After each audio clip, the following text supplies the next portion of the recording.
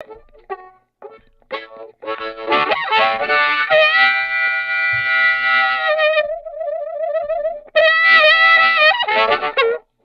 right, hi there, everybody. Welcome back. Nice to see you. We're doing a little bit of a quick rip because anytime you have Charles Adler in the network, anytime you have one of Canada's greatest broadcasters, one of Canada's greatest, and anytime you have the start of what appears to be a political revolution, or at least us coming to our senses, there's only one guy to talk to. Please welcome to the show. Back yet again, my friend and yours, Mr. Charles Adler, ladies and gentlemen. Charles Adler, good morning. How are you this fine day? I've silenced my phone, and that's a mark of deep respect for Dean Blundell. No. Well, you're also doing a podcast. That's probably why you silenced your phone. But I'm really glad that you answered. One of the things that it's never stopped annoying me. Broadcasting, podcasting, schmodcasting, it doesn't matter. When I'm hearing a ringing and I'm thinking, why can't the producer or the host figure out how to silence their cell phone? Like, how difficult is this? I don't think we want to. I think we're those people now that like can't miss anything. Like it just might be $1 million every time your phone goes ding, ding, ding, ding. Yeah. You know, or it just might be a new opportunity or a new life waiting for you every time. It's like ding, ding, ding, ding, ding, ding, ding. Well, it's amazing how nothing gets our attention. Whether it's a text or the phone ringing, like nothing else gets our attention like that. You know, somebody could be, you know, their shorts could be on fire or their fry pan could be on fire. It doesn't get our attention like the damn phone. Most of the time, just a nuisance call, really. You know, before we get to obviously this earthquake in politics in Manitoba and some of the minutia, you're in Manitoba, the new government, NDP, PC's out, landfill, humanity, all this stuff, and I want to get to it because you wrote a beautiful piece in the Free Press. Before we do that, just to finish this conversation, do you remember a time when you would say no to cell phones? Do you remember a time when you could go out and about and you'd go, okay, well, I'm going to go over there. I'm going to get out my Pearlie's map and I'm going to follow this map instruction. I'm going to get to that house and I'm going to turn around and I'm going to go to my next thing and I'm going to think freely. I'm not going to check my phone when I'm on my way there, and I'm not going to worry too much about who has or hasn't called me. And I'm not going to take that as an indictment because I didn't get a whole bunch of notifications on my phone today saying I was very popular. Do you remember that? I sort of vaguely remember that, but I'm like a lot of people. I'm having a hard time remembering anything that happened before the iPhone was created. And I think the iPhone was, I think, correct me if I'm wrong, Dean, because you're more in touch with religion than I am, because you used to be very religious, or at least you spent a lot of time with trained religious scholars. Was the iPhone born in a manger, and was it a virgin birth?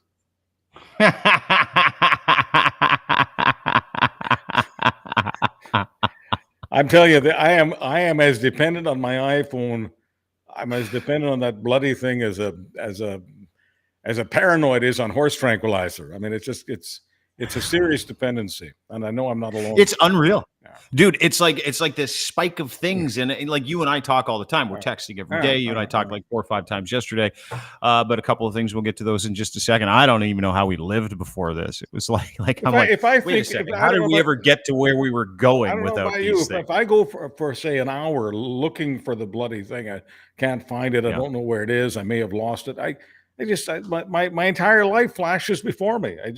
I become just dust. It's crazy. It is, you know, maybe the term addiction is overused, but we're hooked on them. And I think it's hardwired us. Like I think our hardwiring's been changed over the past 10 years, right?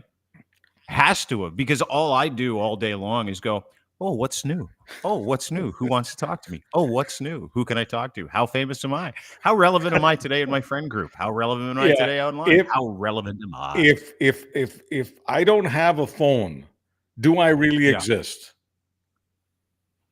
I mean, I think more so than anybody who does. Well, you know, Steve Jobs and those guys, you know, now the Tim Cooks, I mean, they knew what they were doing. And when I don't usually do stock tips, but I remember many years ago, some people who already had dough. It's amazing how the people with dough are the ones who are always most focused on making more of it. But some people I knew who, you know, were you know, not exactly worried about where their next meal was coming from, asked me for a stock tip if I had to recommend just one stock.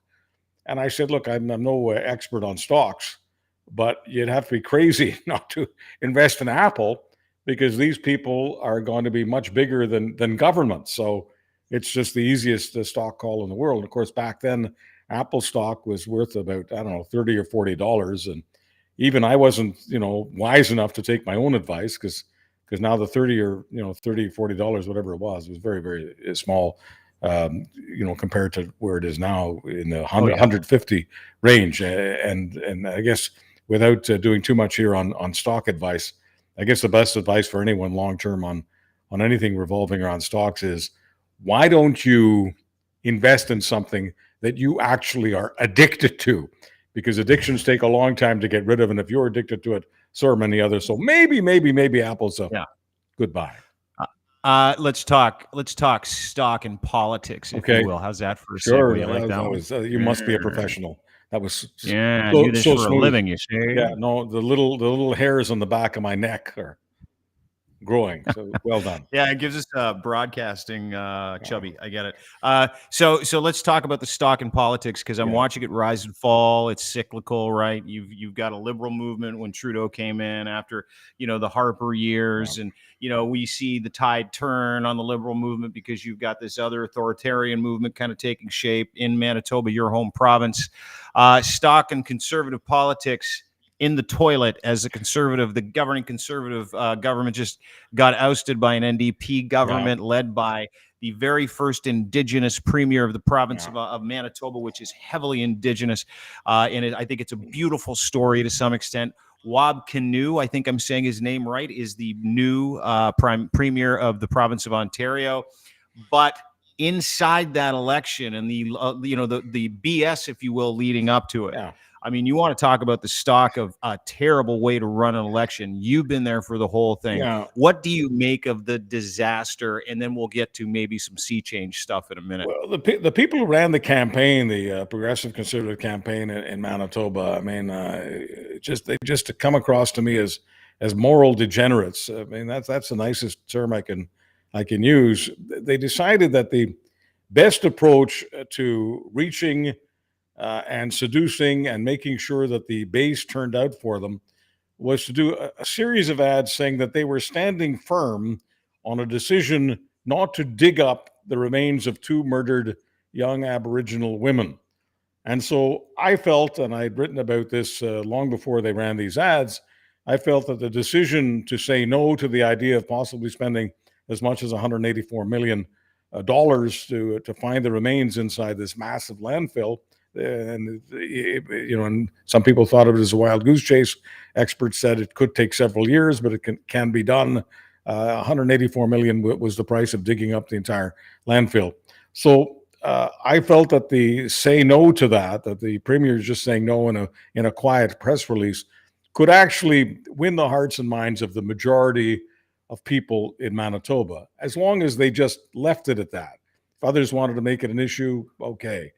But the last thing in the world that I thought would happen was, instead of just quietly releasing a press release, seeing these massive billboards everywhere, taking pride in bragging about the idea of, quote, standing firm, as they put it, standing firm against the idea of digging. So, I mean, at this point, it's just violently gross and vomit-inducing. What are you standing firm against? Are you standing firmly against dead women or dead Indigenous women? Like, what is it that you're standing firm about? And so I just thought, when they were doing this, all they were doing was risking the animus of people who are in the middle, and the so-called swing voters who had made their minds up. And I thought that rather than getting their base galvanized and energized and all those wonderful things, I thought they might actually chase some conservatives, to vote for someone else or to stay at home. And so we'll have to crunch all the numbers and do all the necessary interviews to do a correct analysis. But it would seem to me that based on the landslide that Wab Kinew's NDP achieved, some conservatives did manage to stay home, and the swing voters swung to the NDP.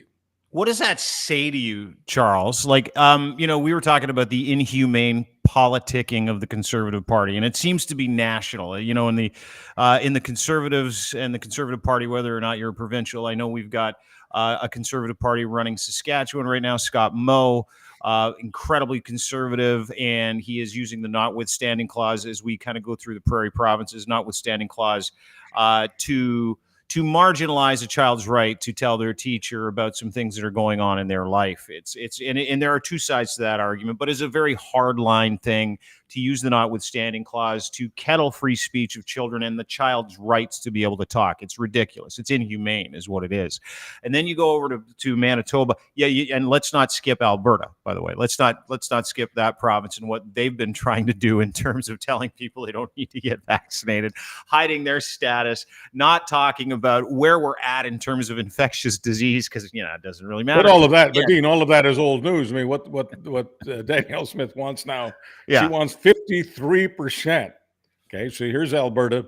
With roughly what's Alberta, about 15% of the Canadian population, something like that. Yeah, something like that. Right?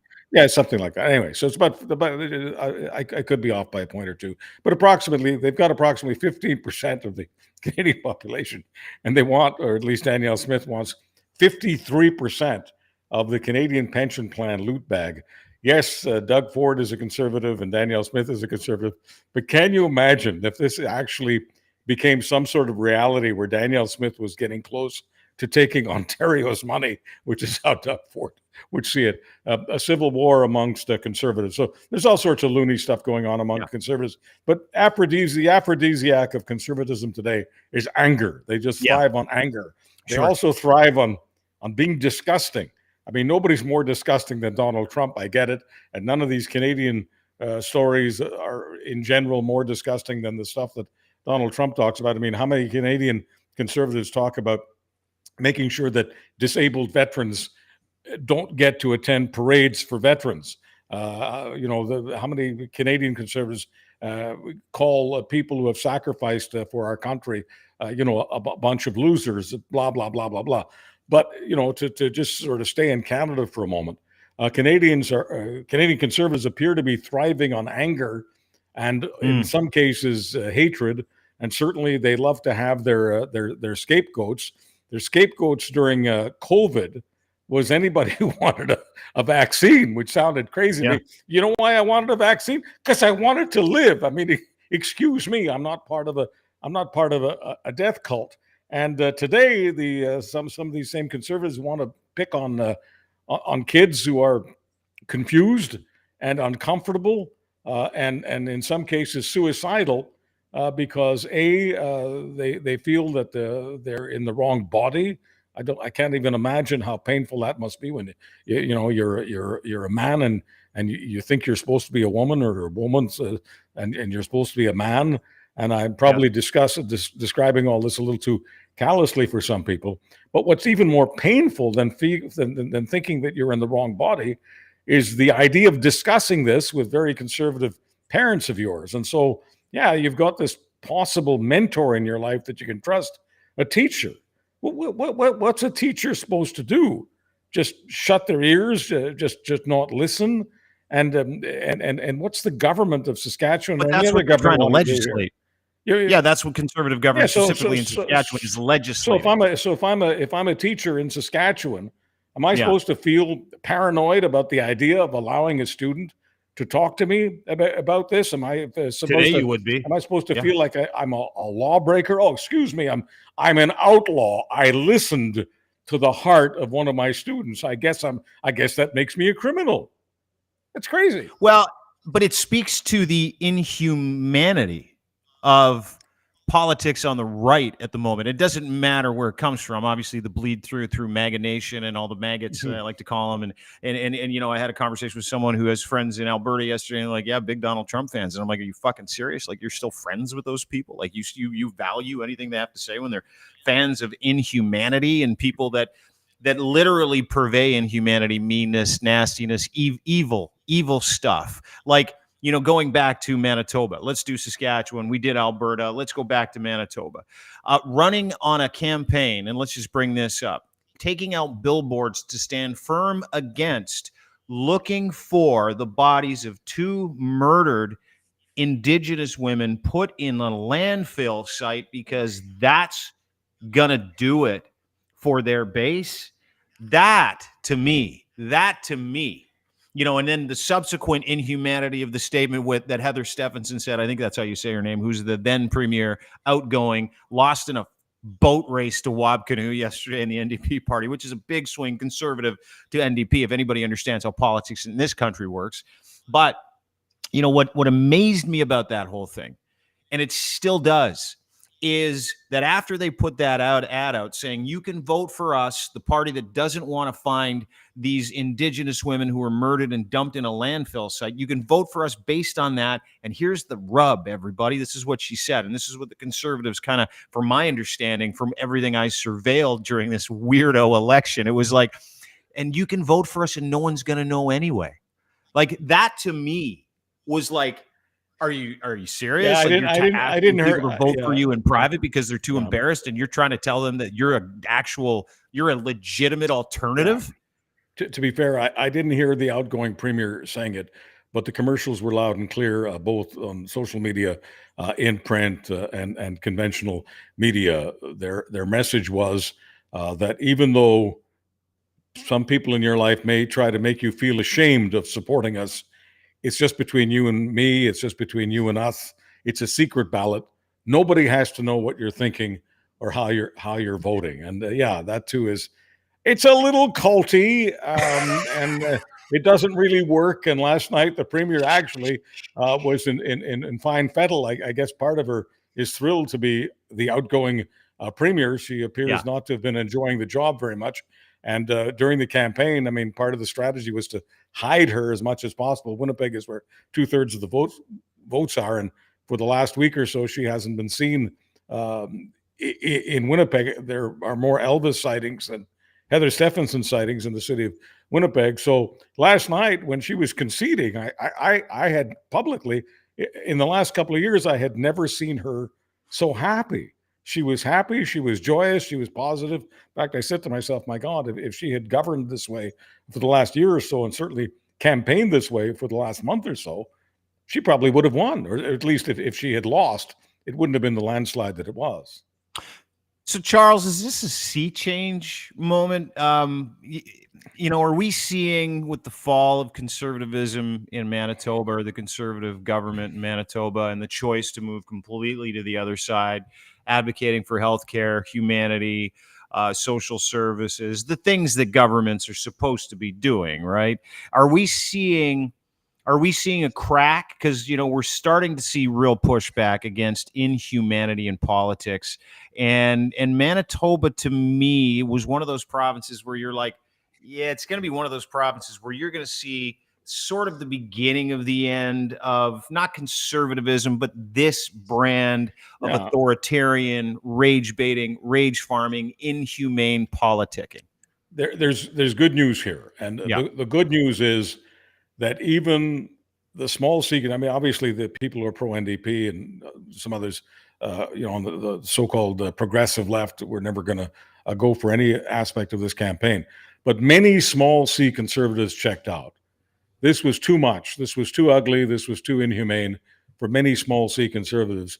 Winnipeg is a terrific test market. If you can make it in Winnipeg, you can make it anywhere in Canada. It's a very middle of the road place, very moderate place. It's a place that's allergic to extremes. It's very much like certain parts of Ontario and certain parts of what we used to call, Toronto, the good, the way Toronto used to be before all the hatred-infested aspects of Toronto life.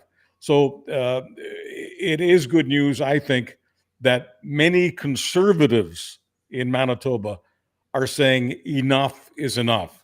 And I'm hoping, I've got my fingers crossed, that nationally conservatives will say enough is enough to some of the crazy stuff that's coming out of the Conservative Party nationally.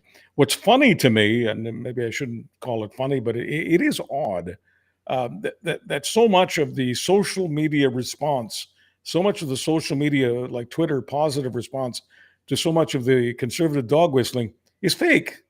Yeah. I mean, a third of Poilievre's own followers are fake.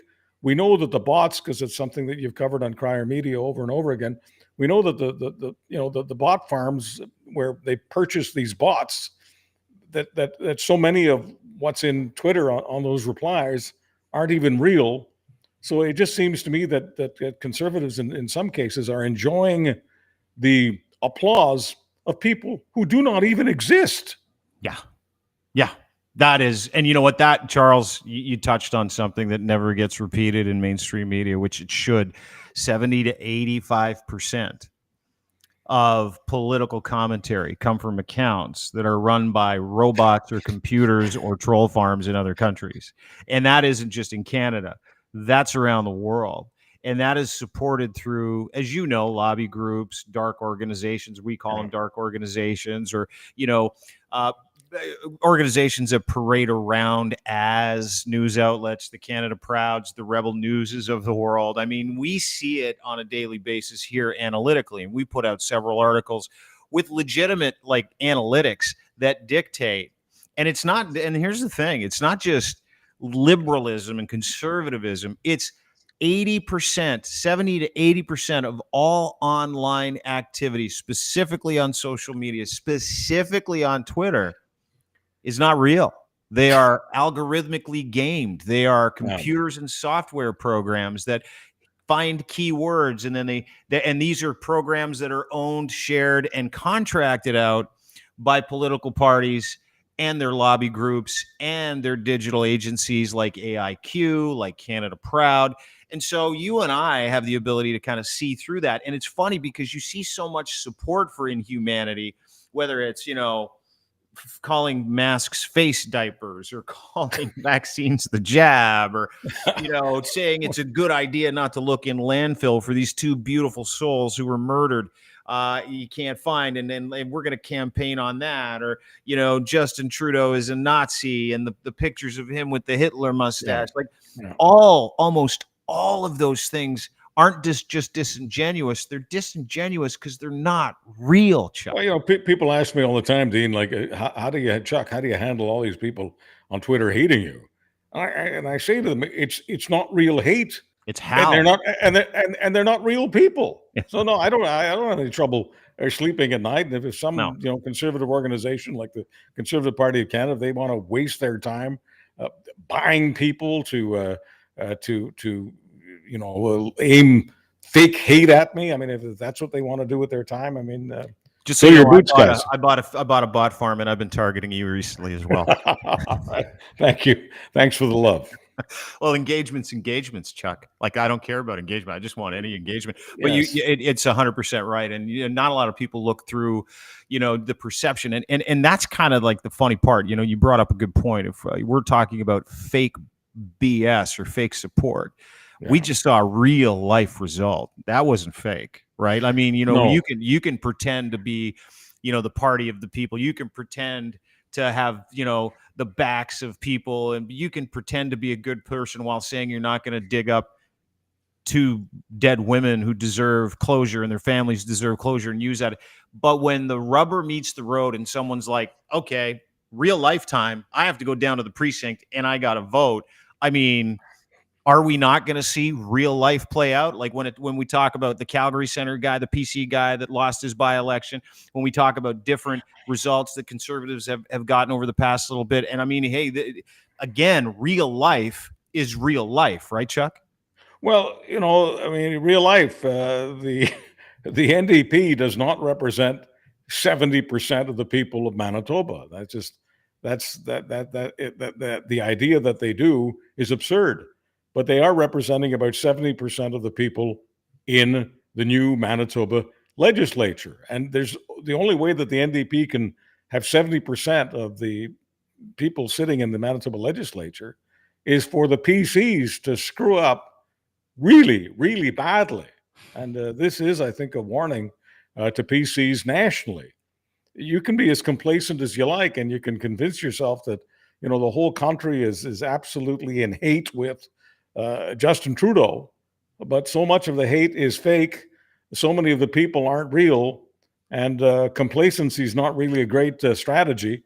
But most important, I think the message is, if you think the Canadian people if you think the majority of Canadians are a bunch of haters looking for scapegoats every day, the way troll farmers are, you're wrong. You're dead wrong. This is still Canada, and Canada is not a nation of haters. And with that quick rip through politics and some earth-shaking changes in Manitoba, that is where we will wrap up. I highly encourage everybody to go and download, subscribe to Charles's podcast, Charles Adler podcast. I think he interviewed Mr. Dwayne Bratt, one of my favorite followers on Twitter today. Is that not correct? Yeah, I interviewed Dwayne Bratt because he really understands the mind of politicians, especially right of center politicians. He wrote a book, Blue Storm, The Rise and Fall of Jason Kenney. And I'm not just plugging the book shamelessly, because some of the book is about what Jason Kenney did on my show, where he melted down like an ice cream cone in July. Dwayne Bratt's a great communicator, great writer. By the way, he is from the part of the world that you're in. He was raised in Toronto, and just like you, Dean, he was a Maple Leafs fan and still is a Maple Leafs fan, and still holds out hope that someday the team will be redeemed and may get back to where they were when they were wearing the skates 70 years ago. The Chief, one of my favorite all-time. I loved the Chief. I loved Captain George Armstrong, even though I was raised in Montreal to hate the Maple Leafs. It was impossible for me not to respect Johnny Bauer, Punch Imlach, and the Chief, George Armstrong. 1967, might as well be 1867. But you never know. And by the way, Dean, I mean, as you know, I'm a huge baseball fan. Yeah. And these days, people are treating the Jays just like they're treating the Leafs. They're saying, they've got a chance. Maybe this time. No. 3 out of the last 4 years, 3 out of the last 4 seasons, the Jays have ended up in the wild card slot. And they have been kicked the hell out by their opponents. Last night, they got kicked by Minnesota. I'm hoping that in the next game, they kick back. But I'm not optimistic. Did you watch the game last night? And it's funny, you're right. It is the same vibe. It's like, hey, we're just setting ourselves up for disappointment. Hey, I guess we're not going to really hope against hope that we're going to get anything good out of this. It's like people are going to these games, watching these games. Like I walked by a bar last night on my way to dinner with my girlfriend, and we were kind of standing there, and I'm like, yeah, I think they're watching the game. They're down 3-1, and she's like, do you want to go in there and watch the game? And I'm like, absolutely not. That's just disappointing waiting to happen for me. But at least with the Jays, you don't have to go back to 1767. I know it's 1967, but just having fun with it. You don't have to go back more than half a century with the Jays. The great Tom Cheek, one of the greatest broadcasters ever, voiced the Jays. Touch 'em all, Joe. Touch 'em all, Joe. World Series, not once, but twice. So it's fair to say the Jays do have a great heritage. But as we like to say at the pub, it's been a while between sips. Yeah. It's a nice way to put it. And you know what? If you're a Winnipeg Jets fan, which I know you are, it's been forever between sips. And that gets started soon, too. No, so not easy being a Winnipeg Jets fan. No, what's that? Not easy being – this is the great, Canadian way. It's not easy being a Leafs fan. It's not easy being a Jets fan. I can't believe I'm saying this, but these days it's not even easy being a Montreal Canadiens fan. I mean, they were in the basement for much of last year. We love hockey. It's the national game and all of that. But it's not easy being a fan when Canadians are shut out, not just for a few years, but for decades. I mean, we don't want to go too deep into this rabbit hole, but I still have a hard time understanding why no team based in Canada, where it is our national game, some say our national religion, we can't seem to bring the cup back to Canada. You know what's amazing? I bet you, this is just off the top of my head, relating it back to where we're just talking about division, anger, rage farming. I bet you if we had a Canadian team get into the Stanley Cup final, or better yet, two Canadian teams, which will never happen, Stanley Cup final, I bet you this country would heal a little faster, Chuck. Absolutely. My mother, who was never a hockey fan, but one day, she's in the living room and there's Team Canada playing the Russians, a country that, invaded her homeland. And you bet your ass she was all over hockey as the greatest thing that ever happened, especially when Mr. Henderson put the biscuit in the basket. Yeah, yeah. Seriously, I can watch that like over and over and over again on YouTube, and watch him get up and flail and jump around like a peewee who just scored like and it's still one of the great in Canadian history. And to your Why point, won't they put him? Why won't they put him in the Hall of Fame? That was the most important goal he ever wasn't that, scored. yeah, he What is wasn't wrong great. with these people? He wasn't great in the NHL. He didn't live And up he was to a Leaf. We should I mention know, that. and we don't just He put was a every Paul Leaf in Henderson. the Hall of Fame, Chuck. Paul Henderson was a Leaf. He wasn't as good as the Chief, Yeah. but he put the biscuit in that basket. Well, for The like Russian basket. he's in the Hall of Fame for like a moment, like one of the greatest moments. It's the greatest moment in Canadian history outside the golden goal in 2010 with Sid, or was it 2012? The tape of him is in there, Oh, but yeah. he's not in there. I want him and the tape. I think the puck is in there. The puck is in there. Yeah, Sure. I think the stick Yeah. might be there. And His jersey's there. the jockstrap may be in there too. Charles Adler podcast. Go and download it if you'd like to be informed, and if you would like to kind of not just be informed, but be educated as to why we are here, what is next, and if you want someone to help you read the political tea leaves. Absolutely loved your assessment. Follow him on Twitter as well, at Charles Adler on Twitter. Anywhere you get your fine podcasts. Don't forget he is available at Crier Media, crier.co. Look for his article in the Free Press today about the degeneracy of politics and what you just went through in your province. I thought it was such a brilliant read. Have a great day, brother. Great to see you. I'm always proud to share a platform with you. Proud to be part of Crier Media, which is just an incredible series of platforms to me. Crier Media is more pumped than a porn star when it comes to podcasting. Charles Adler, ladies and gentlemen. Have a wonderful day, everybody.